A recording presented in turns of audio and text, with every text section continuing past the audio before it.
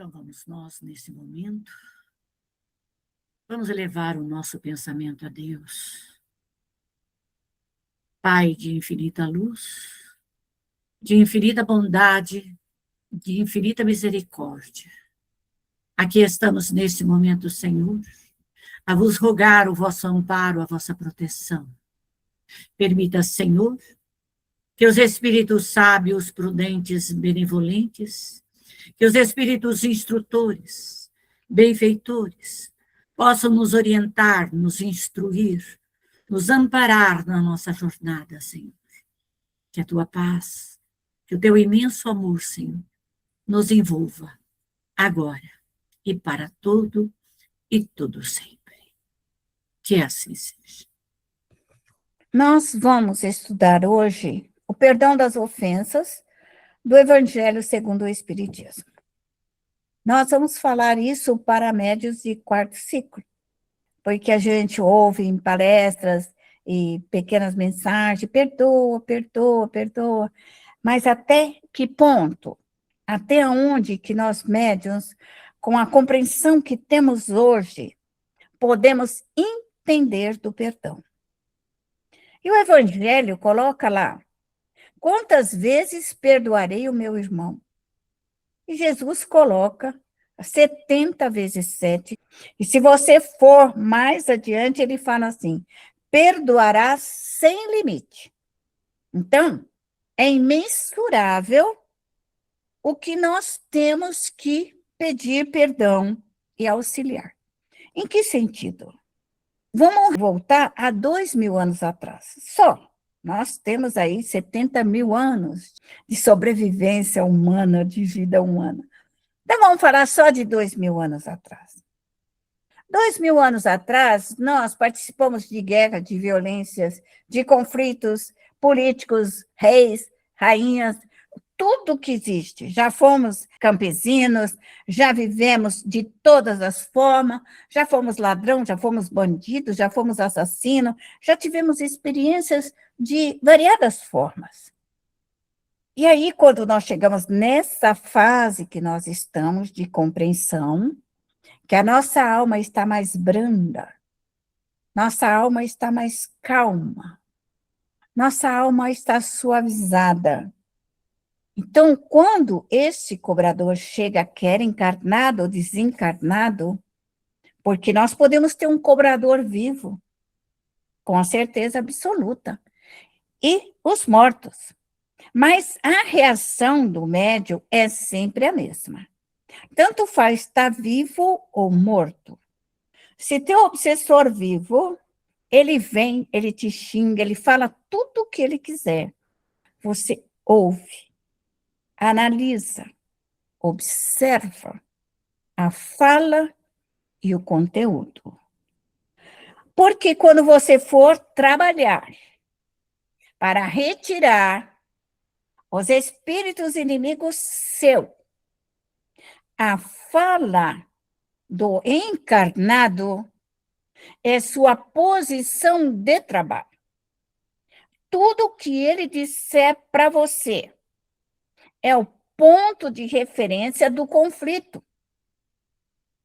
Se o encarnado falar, eu te odeio, eu não te suporto, você não é minha mãe, você nunca foi meu parente. Ponto, referência para o médium, ele não te suporta, ele não gosta de você, você não é parente dele, e ele, às vezes, eu quero te destruir. Ele pode falar tudo isso. Então, o médium é passivo. Calma. Não adianta brigar com o encarnado. Não adianta. Revidar na mesma moeda, igual fala o Cristo, não vai funcionar. Então, você observa as palavras chaves. Chaves. Então, quando você for trabalhar para você, em qualquer prece, em qualquer oportunidade, em que você estiver trabalhando com o nosso sistema, vai abrir uma bacia, então você vai colocar ali o fluido de ódio, de raiva, da fala, da vingança, do desamor daquela pessoa que ela já lançou para você. Ela deu a ideia corretíssima do trabalho a ser feito. Então, você desintegra o fluido e vai retirar os espíritos que estão ao lado dela, que lhe dão assessoria para continuar, são agregados nas ideias. Então, todo médium que ele for maltratado, ofendido, injuriado, seja o que for a maldade, é um médium que analisa essa situação e vai trabalhar. E se ele estiver no centro, e o espírito dizer, eu quero te matar, eu vou fazer isso, vou picar você, você fica calma, tranquila, serena. Só que ele já falou o que ele vai fazer. Ótimo. Então, vamos desintegrar o ódio, a raiva, o desejo de matar, o desejo de vibrar. Porque tanto faz vivo como morto, o pensamento tem vida. O pensamento vai e atinge. Assim são as maldições.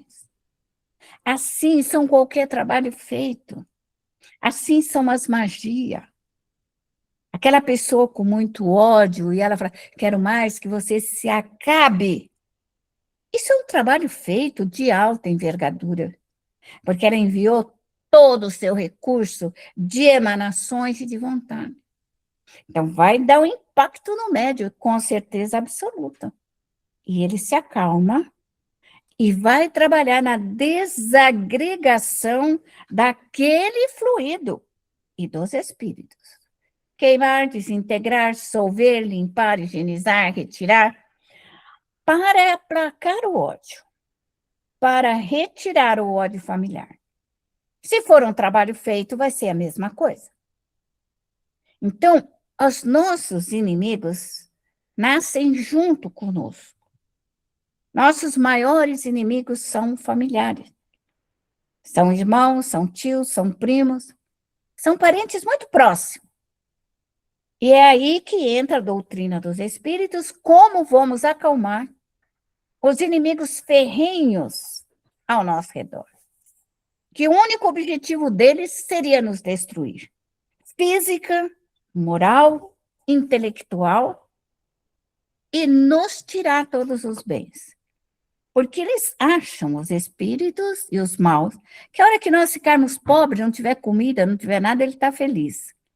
Então, eles agem de toda forma na autodestruição.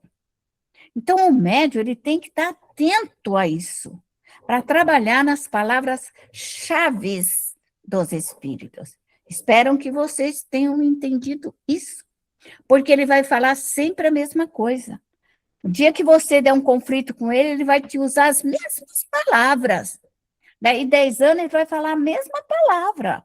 E no momento da morte, ele vai falar a mesma palavra, porque aquilo está impregnado. É o desejo, é a vontade do espírito. O desejo, a vontade, ele cria um fluido de vida que fica como se trepidando, quer no espírito, quer em volta de nós. Então, você tem que tirar. Porque quando alguém te xinga e você fica nervosa, você trepida, fica trepidante. E o que é isso? São aqueles pensamentos que em volta de você. Então, você tem que chegar com tudo.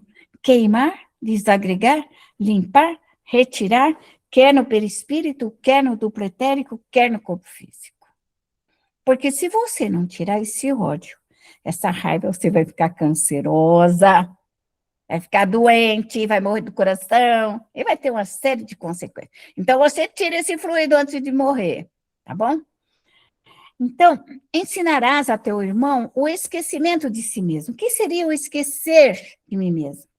Saber que em volta de mim, meu obsessor, meus adversários, estão atuantes. E não eu ficar, eu sou coitadinha, eu não mereço, eu sou boazinha, nessa vida eu não fiz mal para ninguém, nessa vida eu fui uma santa. Nessa vida eu não fiz nada, gente, para ninguém, eu sou uma santinha. E na outra? Matou, roubou, estrupiou, arrancou a cabeça, o braço, as pernas. E aí? Ele tem o direito de cobrar. E você tem o direito de aliviar. Então, essas cobranças, para nós, médios, são fundamentais, são maravilhosas, porque o único jeito de você aplacar e acalmar os vingadores seria socorrer os espíritos. Não tem outra maneira. É só essa. E essa, a maneira de socorrer os espíritos, não precisam de nada. É tudo gratuito. Basta a gente parar, sentar numa cadeira, pedir ao universo, pedir aos espíritos, pedir tudo o que nós precisamos, e nós resolvemos isso sentadinha, bonitinha, sem sair um fio do cabelo do lugar. Então, o médium tem que saber o potencial e como trabalhar. Isso é fundamental. E que vos torna invulneráveis às agressões. Então, o que é que nos deixa invulnerável? Quando eu sei que eu tenho proteção da minha equipe de trabalho e vou tirar os meus agressores. Vou tirar qualquer agressor, palavras, honras, justiça, seja o que ele quiser fazer com você, caluniar, te ofender, te pisar, te humilhar, arrancar pedaço, você retira isso daí. Você tem que retirar. Porque, caso contrário, você vai levar para outra encarnação, ainda para socorrer esses familiares desobedientes e malcriados. Faça o melhor. Os maus tratos e as injúrias. Então, toda essa maldade. Então, o que você vai tirar de você? Maltratos? Sim. Vai falar para a sua equipe de trabalho, quero tirar os maus tratos de cima de mim. Dessa gama de espíritos que me maltratam. Quero tirar esses espíritos que estão me injuriando, que estão me machucando, que estão me caluniando. Eu quero retirá-los, eu quero ajudá-los e não quero que eles fiquem perto de mim. Então, a nossa posição é de quem vai socorrer. Querendo ou não querendo, eles serão aliviados. Então, este é o médium. O médium não tem que ter medo do seu obsessor, porque a nossa mediunidade, ela veio para que nós resgatemos o nosso passado. E as almas, que elas são más, são perversas, elas estão inferiores a nós na hierarquia moral. E na hierarquia moral, os espíritos são obrigados a nos obedecer. Olha o que eu falei, chique, hein? Na hierarquia moral do médium, os espíritos malfeitores terão que nos obedecer, querendo ou não querendo, aceitando ou não aceitando.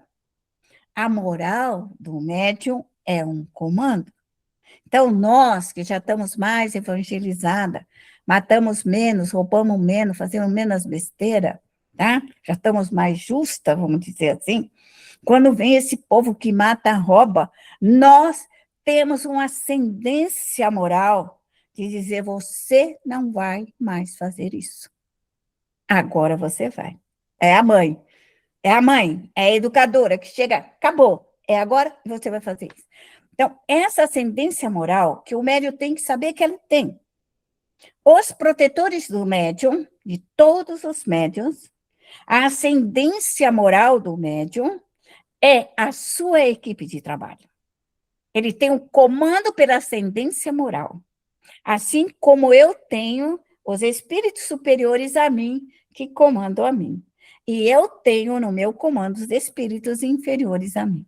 Essa é a lei, é hierárquica, pela moral. Nós não temos divisa de soldados, nem de generais, mas a estrela que comanda nós, nosso brilho estelar, essa é o que comanda. Não esqueçam disso. Por isso que médium está constantemente na autorreforma. Por que eu preciso me reformar? Porque eu preciso da minha ascendência moral. Por isso que médium tem imperfeição, arranca até as raízes. O Evangelho fala, você tem uma imperfeição? Arranca ela até as raízes, para que você tenha um crescimento moral. A moral não é só sexual, a moral está em tudo. É a ética, a moral é a ética, é os bons costumes, é a justiça. É isso que é moral. Não medindo jamais a mansietude. Então, o médium tem que ser doce e humilde de coração. Não adianta ser médium orgulhoso e achar que ele é dono do mundo, porque ele não é. Então, como que o médium vence? Vence pela doçura, vence no trabalho socorrista, na mansietude. Então, não adianta ficar bravo, porque nós temos soluções. Tudo nós temos soluções. E é para solucionar e resolver. É isso, por isso que nós estudamos a mediunidade, para chegar aqui agora e dizer: você toma uma nova medida com seus obsessores e adversários. Farás, enfim, para os outros o que deseja que o Pai Celeste faça por ti. Isso é fácil de entender. Se eu sou uma bandida, uma assassina, eu sei que eu preciso evoluir. E eu que preciso de alguém que me tire do meu banditismo. E para me tirar do meu banditismo, só alguém superior a mim. Alguém que chegue e falar assim: você vai sair daí. Porque eu vou te segurar pelos cabelos e vou te tirar daí. Você vai estudar, querendo ou não querendo, e você vai virar gente na minha mão. Entendeu? É isso daí. Essa é a nossa condição. Quer dizer, por isso que os espíritos superiores, quando eles tomam uma medida contra nós, ela é séria, nobre e correta. Então, quando nós erramos, eles arrancam nossos cabelos e puxam das nossas orelhas. E da mesma forma, nós o fazemos para aqueles que precisam crescer. Não existe isso de falar: esse meu parente aí, ele é assassino, ele é bandido, ele é político. Sou. Corre ele, porque já pensou nascer essa pestinha na nossa casa de novo? Lá vem os políticos, lá vem os bandidos, lá vem o povo lá no cidadão, tudo dentro de casa. Não, vamos pôr todo mundo na escola, né? E aí, essa é a nossa oportunidade redentora. Médium não pode ter medo de ser justiceiro. O que é certo, o que é errado. É isso que nós somos. Trabalhamos para o Cristo. Agora, se existia, segundo alguns livros, os misericordiosos, que ficam passando a mão na cabecinha dos outros, isso é outra coisa. Eu não sou esse tipo de espírito misericordioso. Eu trabalho mais na linha rígida. Ou conserto, conta para mim porque que não quer consertar, entendeu? Comigo não existe essa mansidão, assim, porque meu tempo é curto, a hora está passando, eu estou com 77 anos, eu tenho pouco tempo, ou eu faço ou eu não faço, então eu vou fazer, entendeu? Porque não dá mais tempo, eu não tenho mais 30 anos, e nem 25. Meu tempo tá correndo, e o que eu tenho que fazer precisa ser feito. Aplicai-vos a vós mesmos, perdoai, usai de indulgência, sede caridosos, generosos, até mesmo pródigo com vosso amor. Pródigo é aquele que doa, é aquele que dá. Caridade para nós, espírito, é socorrer os espíritos. Se algum espírita falar para mim que na hora de morrer, porque ele deu marmita, porque ele deu cesta, porque ele deu roupa, porque ele deu cobertor, porque ele socorreu o mendigo, se ele, na hora da morte, missão cumprida. Todos os espíritas choram, lamentam, sofrem na hora da morte. Por quê? Porque não fizeram o dever de casa, que é socorrer os espíritos. A caridade espírita é socorrer os espíritos. Nunca esqueçam isso que eu estou falando. Observa e analisa. Pega esses espíritos de caridade material. Pega eles. Passaram uma vida fazendo caridade material e ficaram numa situação rastejante. E aí vão falar assim: nossa, a doutrina espírita fez mal para aquela pessoa. Ela ficou pobre, ela ficou isso, ela ficou aquilo. Tá vendo? O espiritismo faz mal. E eu diria: espiritismo faz bem, porque meus obsessores, o que eu puder, vou levar todos eles para as colônias espirituais. Não vai ficar um para trás dessa encarnação, porque eu não quero nascer obsedada.